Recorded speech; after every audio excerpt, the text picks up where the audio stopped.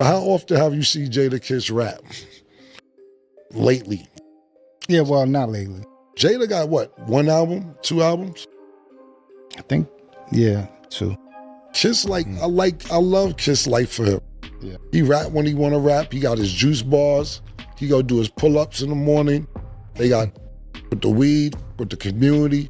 He does what's comfortable for him. You know what I'm saying? And I think if he wanted to go on the tour, Jadakiss could definitely go on the tour by himself as well.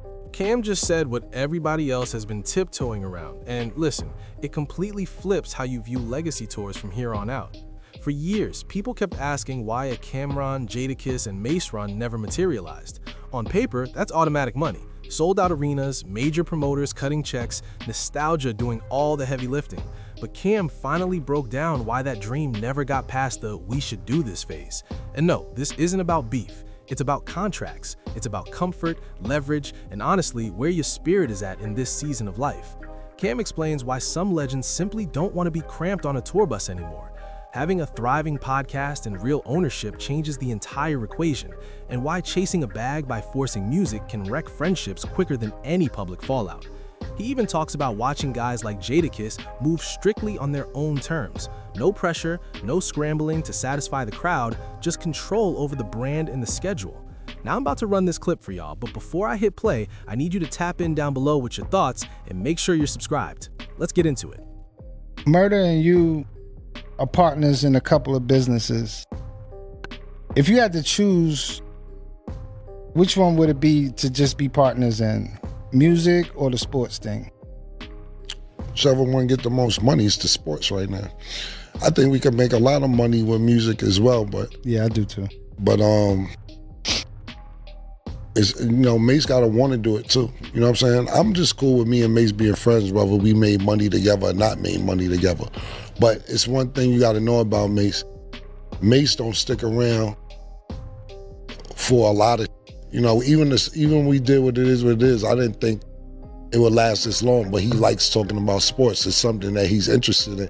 I remember it's funny when we first started, he told me that his wife was like, damn, this must be fun because you would have been curved that a long time ago.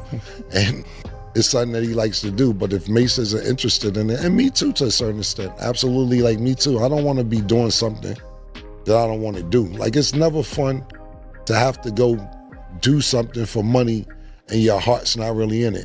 That's America though. Everybody's not privileged enough to wake up and do what they love to do every day. But I believe Mase is, and I am as well.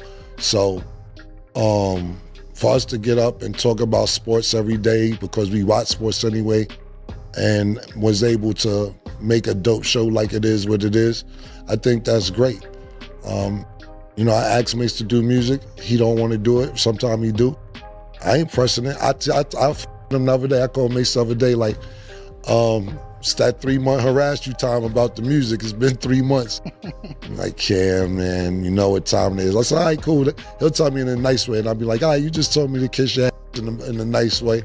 But I'm cool with just being my murder friend. And if we didn't do no business, for us to be friends again is super duper cool. But whenever he's ready to do music, if he wants to, cool. If he don't, I don't give a fuck. We fucking haven't spoke for over 10 years and we've been cool the last 5 years. That's more important to me than any business.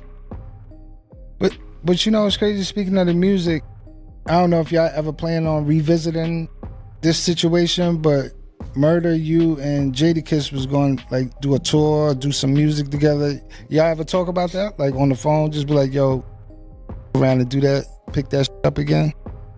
Because people was, you know, kind of waiting on that too. I don't know. To answer your question, no, we haven't been talking about it, but you got to realize that Jadakiss is doing great with his podcast as well. Yeah. And when they start figuring out, oh, I could just go do this and get this and still be myself, because Jada's still himself on his show.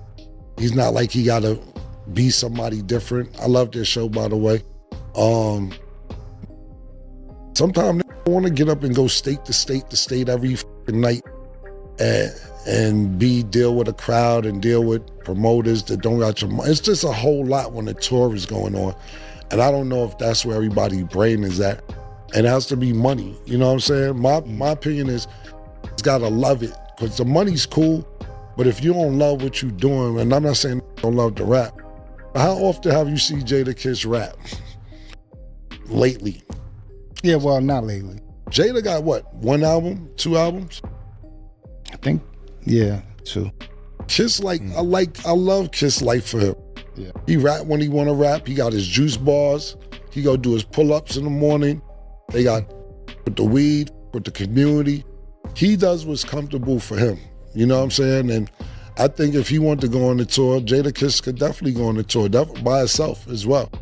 I know Mase, I don't think that's on his plate. But to answer your question, no, we haven't talked to. I think everybody's kind of doing something different in life right now. This feels like one of those rare times when hip-hop reality finally taps the shoulder of the fantasy we've all been holding on to. And listen, I respect what Cam'ron is saying because it sounds like a grown man who understands that value isn't just tied to throwback moments. Fans always scream for the tour. We want that era locked in a time capsule forever. But the ones who actually lived those nights aren't living in that space anymore, and that's perfectly fine. What really stood out to me was how honest this felt without turning into drama. Nobody got thrown under the bus, nobody caught a stray shot, there were no excuses tossed around. It was simply adulthood speaking.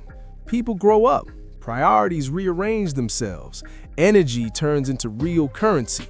And once you unlock true freedom, you start guarding your schedule harder than you chase claps from the crowd. When you hear Cam talk like this, it doesn't sound like someone salty over missed money. It sounds like someone who already secured the legacy and doesn't feel the need to validate it by hopping city to city every night. That right there is evolution. The same applies to Jadakiss. He mastered the art of staying relevant without running himself into the ground. Podcast ventures, strategic brand plays, a balanced lifestyle. That's not falling off, that's leveling up in a new lane. And when it comes to Mase, honestly, the biggest win might just be that his friendship with Cam is still intact. In hip-hop, that's rare air, especially after time apart and past friction. Protecting that bond means more than printing another flashy tour flyer. Sure, legacy tours can generate millions, but once production costs, travel, and promoter splits start slicing the pie, those margins shrink fast. So the real question becomes, is the pressure worth what actually lands in your pocket? That's grown folk math, not fan fantasy. Now let me throw this to y'all. Would you rather see Cam, Jadakiss, and Mase protect their freedom or push a tour just to feed the culture? And if they never hit the road together again, does that shift how you rate their legacy? Or has the music already spoken loud enough? Drop your thoughts in the comments below and don't forget to like and subscribe. Peace!